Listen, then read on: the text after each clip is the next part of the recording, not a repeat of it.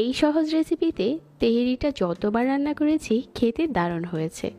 কোনো রকম এক্সট্রা মশলার ঝামেলা ছাড়াই আজকে তেহেরিটা রান্না করা যাবে। রান্নার জন্য চুলায় পাত্র বসিয়ে হাফ কাপ দিয়ে দিচ্ছি সরিষার তেল, আর এখানে 1 কাপ দিয়ে দিচ্ছি পেঁয়াজ কুচি। তেহেরির জন্য যে গোটা মশলাগুলো নিয়েছি এগুলো হচ্ছে এলাচ, দারচিনি, লং, গোলমরিচ, তেজপাতা, আর হচ্ছে অল্প একটু জয়ত্রী আর জয়ফল। এই সবগুলো মশলার মাপটা একটু স্ক্রিনশট নিয়ে দেখে নেবেন।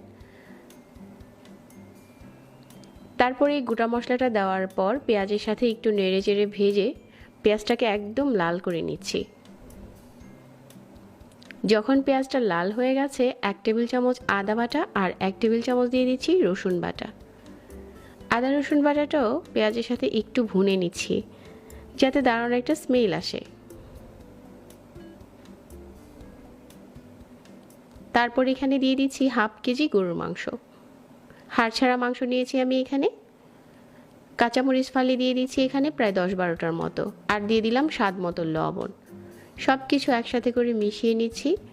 আর এখানে 1 কাপ নিয়ে নিচ্ছি লিকুইড মিল্ক, এখান থেকে আমি হাফ কাপ দিয়ে দিলাম। সব কিছু নেড়েচেড়ে একসাথে করে মিশিয়ে নিচ্ছি। কাঁচামরিচটা অবশ্যই মাঝখান থেকে চিড়ে দিতে হবে, তাহলে জালটা ছাড়বে। এখন ঢাকনা দিয়ে ঢেকে খুব ভালো করে মাংসটা কষিয়ে নিচ্ছি।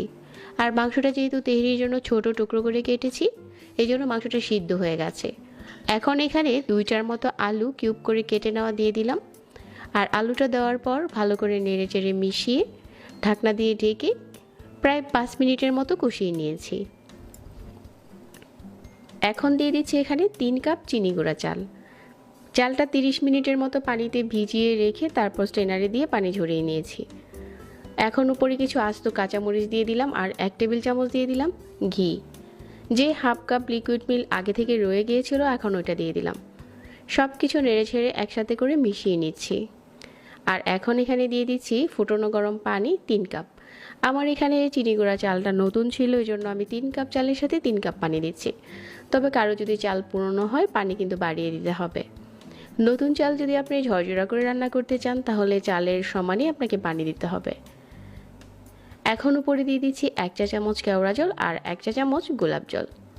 ঢাকনা দিয়ে ঢেকে দিচ্ছি। যখন এরকম ফুটতে শুরু করেছে ওই পর্যায়ে হচ্ছে পাত্রটাকে চুলা থেকে উঠিয়ে একটা তাওয়া বসিয়ে দিলাম। এখন দমে রান্না করছি 10 থেকে 15 মিনিট। এই 10-15 মিনিটে তেহেরির রাইসগুলো খুব ভালো করে সিদ্ধ হয়ে যাবে। ঢাকনাটা খোলার পর দেখেই বোঝা যাবে যে পানিটা পুরোপুরি টেনে গেছে, তার মানে আমাদের তেহেরি একদম রেডি। এই সিম্পল রেসিপিতে তেহেরি আমি প্রায়ই রান্না করি। মাংসটা খুব ভালো করে সিদ্ধ হয়েছে আর আলুগুলো উপরে খুব ভালো সিদ্ধ হয়েছে। এখন চাইলে উপরে পেঁয়াজ বেরেস্তা দিয়ে পরিবেশন করতে পারেন গরম গরম। এই তেহেরিটা রান্না করা এত সহজ আর খেতে অনেক মজার। যাদের কাছে আমার প্রতিনিয়ত এই সহজ রেসিপিগুলো ভালো লাগে তাদের চ্যানেলটা সাবস্ক্রাইব করবেন। এখন এই তেহেরি গরম গরম পরিবেশন করার পালা। সবাইকে অনেক অনেক ধন্যবাদ জানিয়ে আজকে এখানে বিদায় নিচ্ছি। আল্লাহ হাফেজ।